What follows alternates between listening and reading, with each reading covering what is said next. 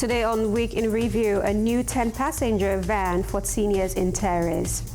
And a sneak peek, the Carmen Arts Group's Sound of Music production.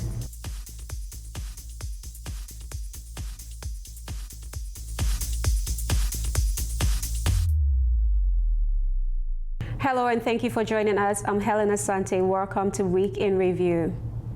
Transportation challenges affect many in our community, especially those who can no longer drive. But today, a new initiative aims to make that journey easier. Volunteer Terrace held a ribbon-cutting ceremony this afternoon to officially launch a brand new 10-seater van. Organizers say the vehicle will make a meaningful difference for seniors who often struggle with isolation and access to essential services. When we have our meetings with seniors, it's always been, the number one has always been transportation. So it's been a long time of recognizing there's a need within our community and our region specifically. The project was made possible through community partnership and general support from local sponsors, the Spirit of the North Healthcare Foundation. Made total sense for us because it's helping to close a healthcare gap that we see right across the region, which is transportation to and from medical appointments, etc. So we were happy to step in with funding to make sure that we can help close this gap and bring services closer to our communities in the north.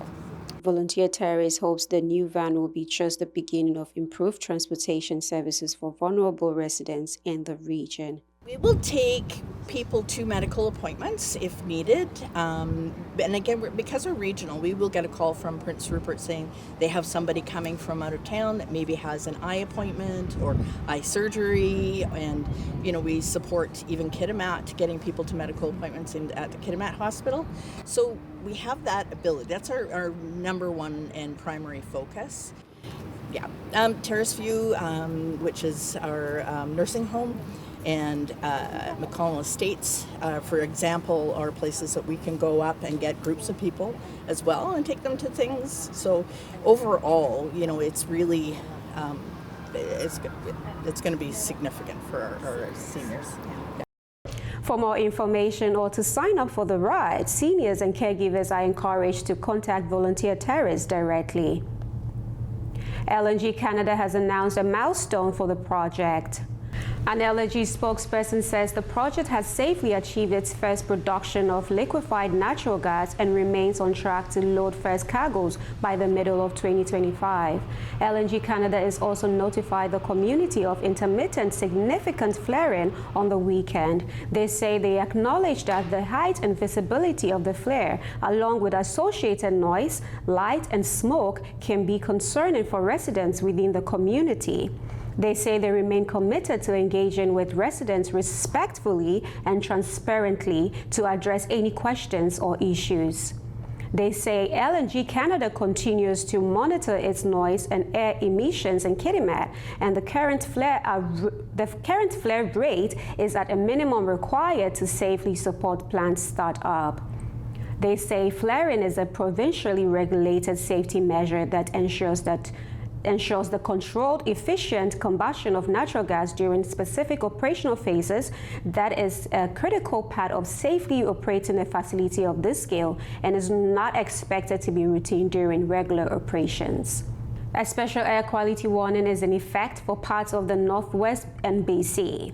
The warning, which began Saturday and was extended in the area on Sunday, the province says is likely to be in effect over the next 24 to 48 hours.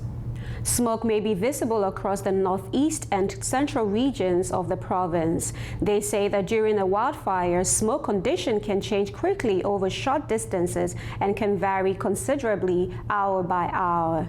The province recommends citizens to monitor the situation for any wildfires near your area. Follow all emergency announcements relevant to your location.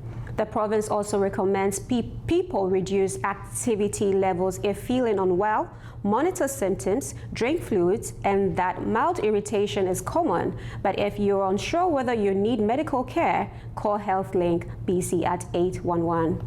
Staying indoors with the windows closed can reduce smoke exposure. This Blue Sky Canada smoke forecast system shows interactive forecasts of hourly, daily, and average and daily maximum concentrations of PM 2.5 smoke particles at ground level from wildfires. A study published in the journal Geophysical Research Letter says that some of the glaciers have already lost 12% of their mass from 2021 to 2024. That's doubling melt rates compared to the previous decade. University of Northern British Columbia Professor Brian Menonas says low snow accumulation over winter, earlier season heat waves, and prolonged warm and dry spells all contributed to the situation. Up next, Northwest Police roll out body cams. BC Minister of Lands and Natural Resources is touring Northwest BC on a land planning tour, consulting with local nations on how lands will be used in the future. Minister Randy Neal says the goal is to define where to conserve and where to build, and to navigate that in partnership with local nations and communities. You know what? I think that what's remarkable, especially in this case in the Northwest, is that community has been asking for this for a long time. They've been asking for clarity and certainty and predictability. So they've been talking to their communities. And so they've already defined many of the values that we're looking to achieve. And so what our job is now is in the next year to come up and work with them, work with the community, work with the outdoor rec community, and really say, okay, what values are important to you in this area? And then we'll start the process, and within 12 months, we hope to have land use plans for four specific areas: for the Tahltan, for the TRT, Taku River Tlingit, for the Casca, and for Gitmiao, and for the Meziadin specifically in that area, which is stunning. We were up there yesterday. The province is engaging with industry, community, and other partners to implement what they call world-leading land use plans that would provide greater certainty for investors, First Nations, and the communities alike. Kitimat RCMP are the latest in the Northwest to roll out the use of body cams.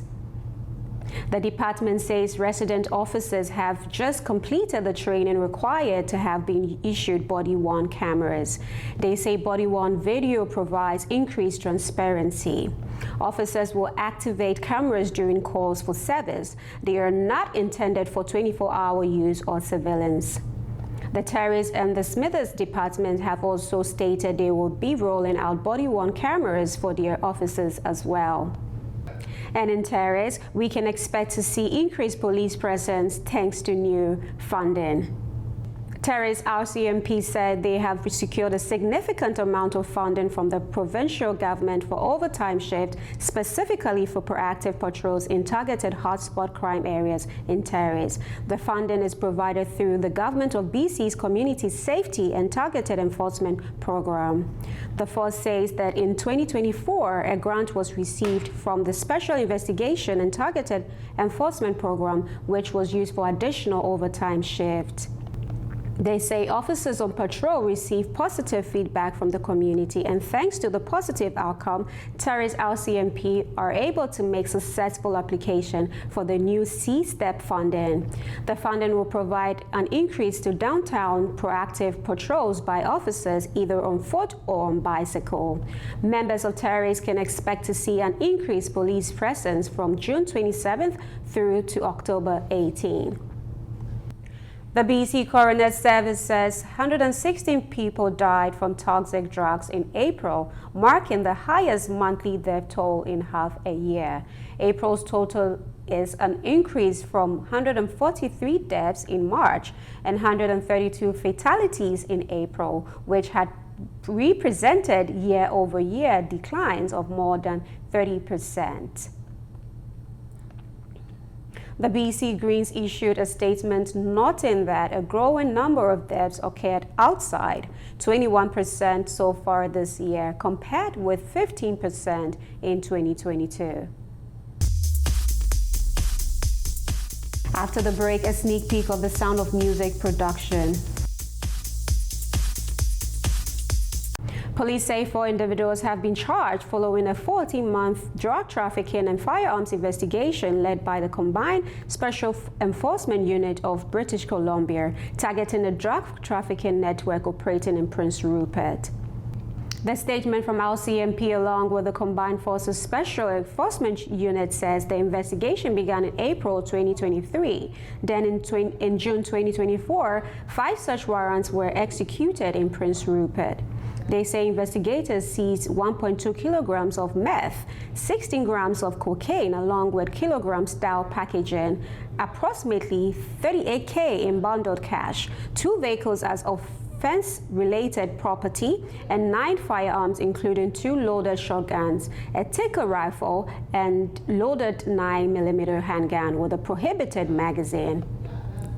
On June 5, 2025, the Public Prosecution Service of Canada approved 28 charges against 3 people of Prince Rupert.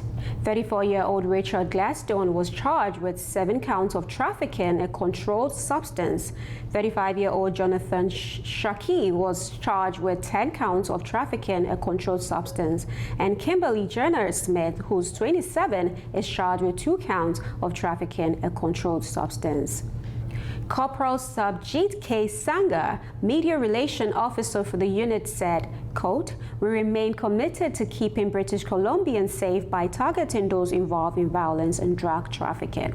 RCMP and the unit said Keith Fenton, Richard Gladstone, Kimberly Smith, and Jonathan Shaki have been arrested and released with conditions. The magic of the Sound of Music is returning to the spotlight, this time brought to life by the passionate performers of Carmen Arts Group.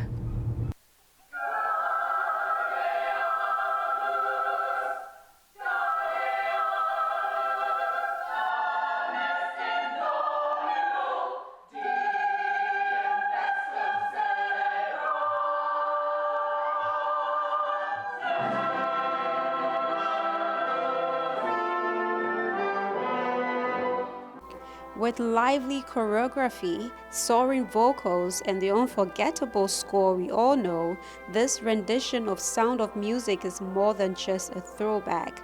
It's a full circle of celebration of the joy and hope that music brings.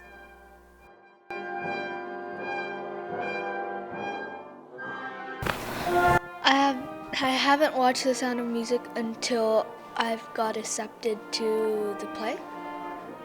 After I watched the movie, I was like, oh, I'm really excited for this.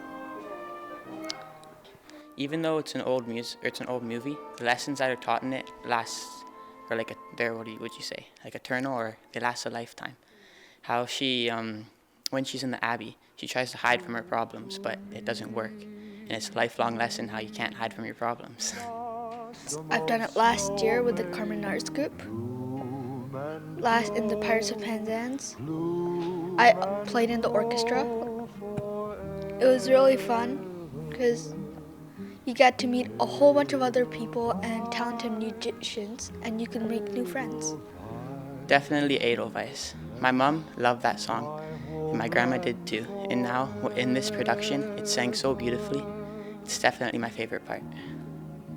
Really uplifting, serious, funny in bits, and mostly just beautiful.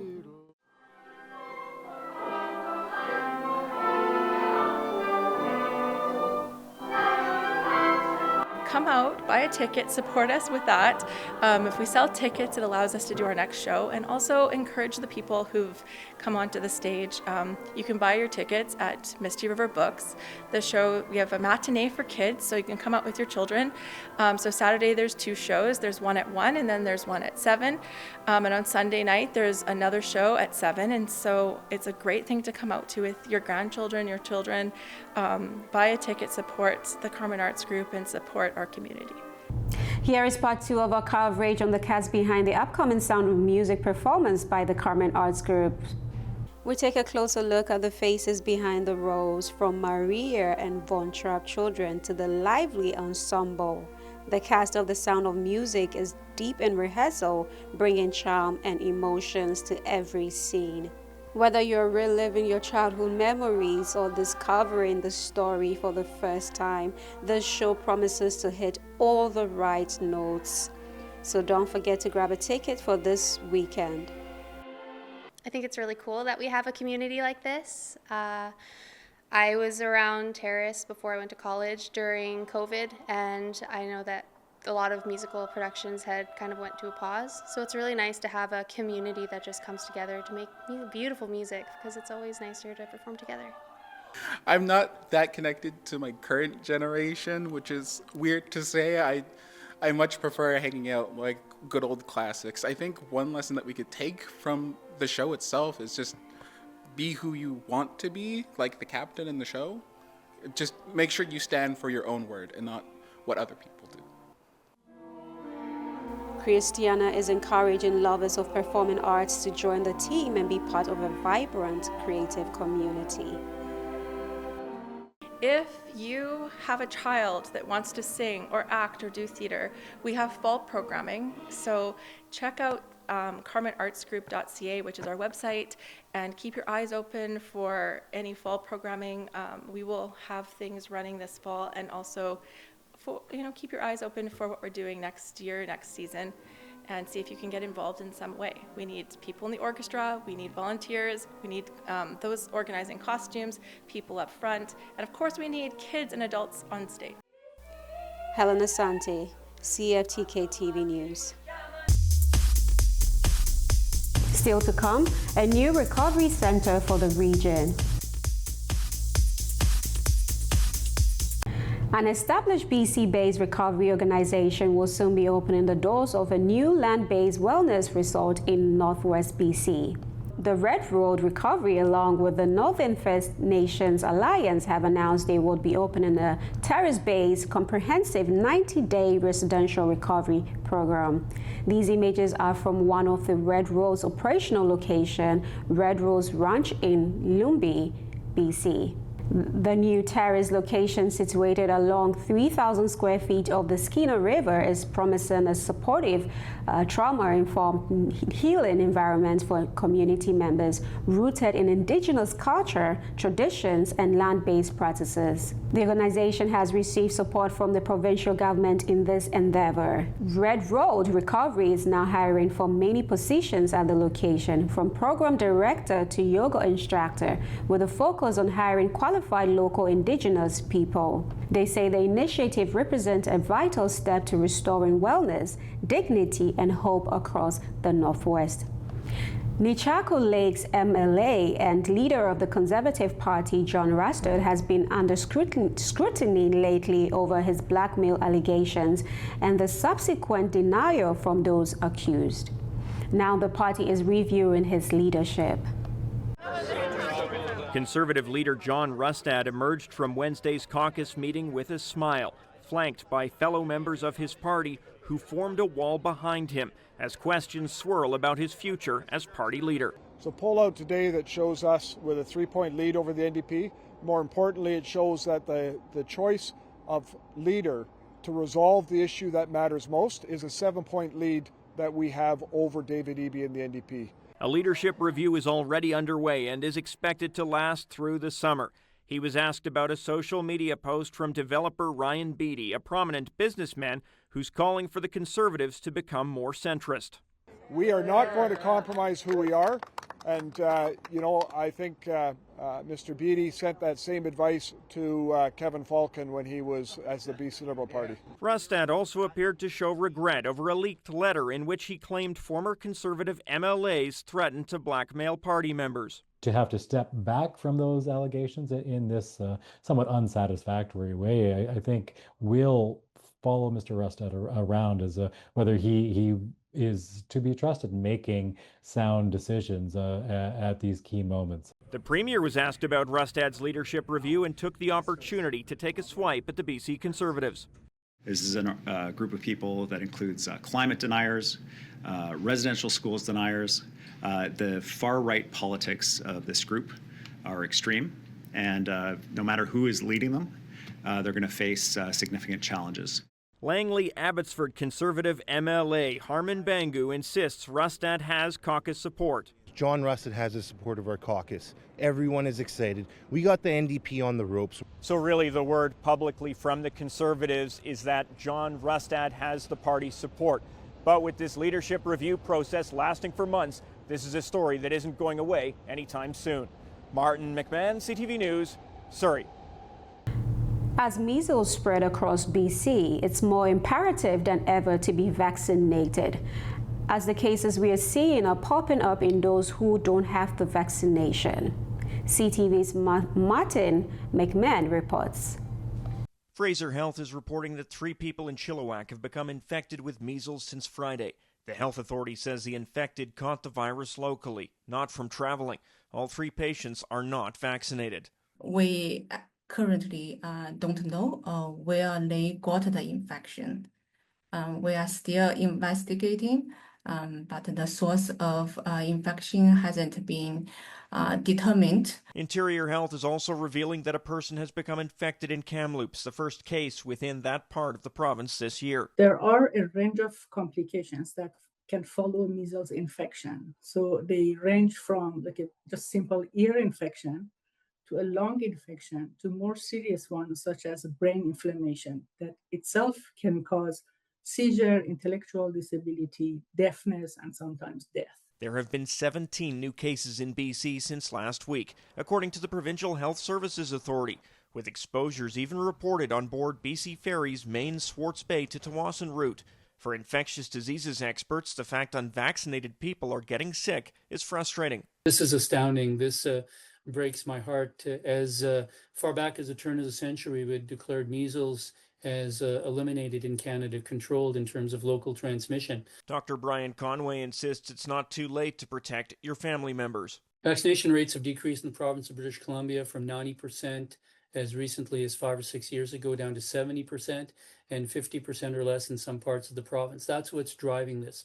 My big concern is that we have not emphasized enough the importance of childhood vaccination. All of this comes with significant spread of measles in other parts of the country, with fears Canada could ultimately lose its World Health Organization status as a country that has eradicated the disease. Martin McMahon, CTV News, Vancouver. A new campaign is encouraging British Columbians to squeal if they spot invasive pigs in the wild. The Invasive Species Council says BC has to do what it can to prevent the animals from becoming a problem here the way they are elsewhere in the country.